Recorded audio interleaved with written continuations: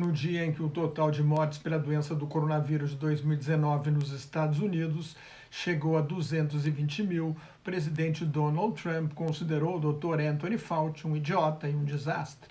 O principal epidemiologista americano irritou o presidente por não ver surpresa na contaminação de Trump, que desestimula o uso de máscaras e promove eventos sem distanciamento físico. Há 2 semanas da eleição presidencial, os Estados Unidos registram 8.213.000 casos confirmados, com contagem alta de 30% nas últimas 2 semanas, aumentando em 41 dos 50 estados, enquanto o número de mortes permanece estável. As escolas de Nova York estão conseguindo controlar o coronavírus. De 10.676 testes, 18 deram resultado positivos, 13 em funcionários e 5 em estudantes, mas na cidade do Lago Salgado, em Utah, houve pelo menos 90 casos em 2 semanas numa escola de um bairro rico, onde os pais estavam divididos entre manter a escola fechada enquanto a área fosse de alto risco e a pressão de outros pais sobre a direção da escola para retomar as aulas presenciais. Na falta de regras precisas nacionais ou estaduais, o governo local exige o uso de máscaras, mas não tem um plano de testagem nem normas de distanciamento físico.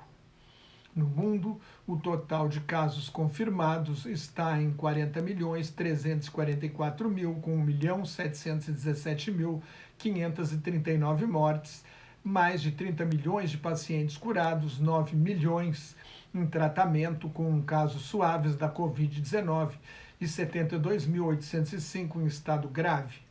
Em artigo no jornal inglês Financial Times, o diretor-geral da Organização Mundial da Saúde, Tedros Adhanom, afirmou que a cobertura universal de saúde é a melhor garantia e prevenção contra pandemias. O Brasil registrou mais 341 mortes e 18.586 casos novos da Covid-19, soma 154.226 mortes e 5.251.000 casos confirmados.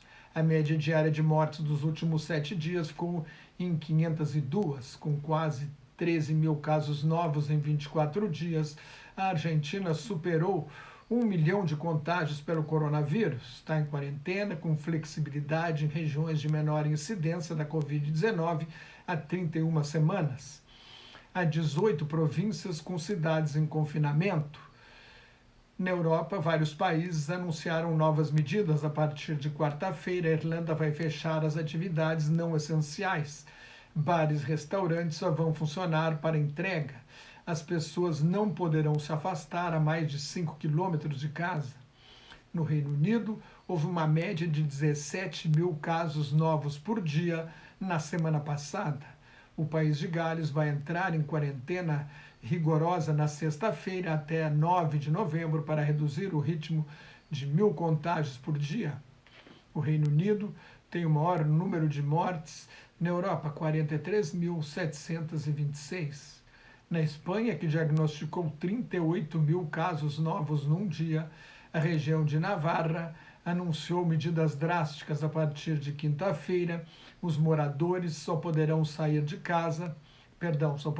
da região de Navarra para trabalhar ou em situações de emergência. Os bares e restaurantes fecham por 15 dias. Todas as lojas e outros estabelecimentos devem fechar às 9 da noite.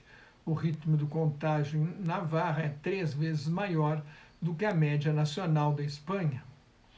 O país se aproxima de 1 milhão de casos e 34.000 mortes. É o terceiro do mundo em mortes por habitante. Depois do Peru e da Bélgica, a Áustria teve 10.000 casos novos na semana passada, mais do que na primeira onda da pandemia na Europa em março e abril. O governo austríaco limitou os encontros a 12 pessoas em áreas abertas e 6 em ambientes fechados. A Áustria teve ao todo 66.000 casos e 94 mortes até agora.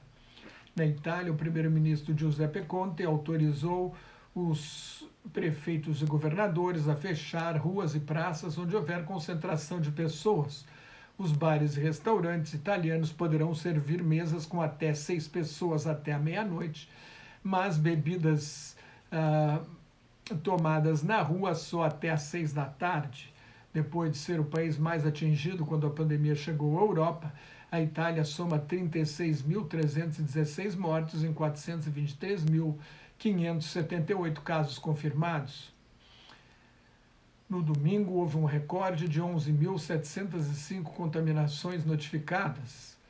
Na Eslovênia, o governo decretou estado de emergência por 30 dias depois que o número de contágios mais do que dobrou na semana passada.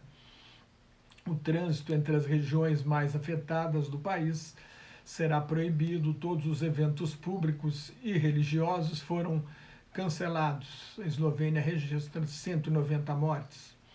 Bucareste, a capital da Romênia, fechou escolas, teatros e restaurantes por 2 semanas. No mês passado, o ritmo de contaminação na Romênia triplicou.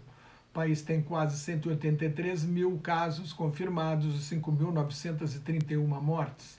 Na Polônia, o vice-primeiro-ministro Jarosław Kaczynski, líder de fato do país, de 71 anos, entrou em quarentena depois de descobrir que teve contato com uma pessoa infectada.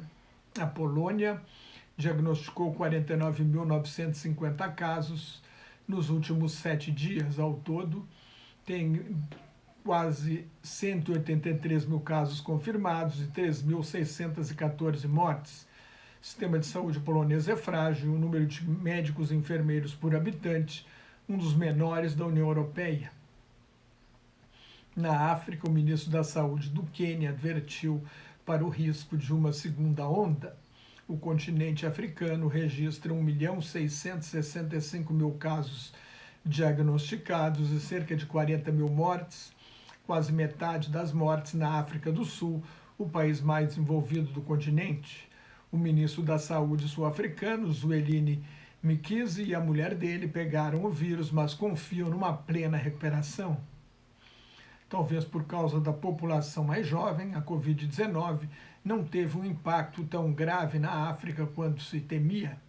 Com sistemas de saúde frágeis, vários países, como o Quênia e o Ruanda, por exemplo, adotaram medidas rigorosas de confinamento e toque de recolher noturno.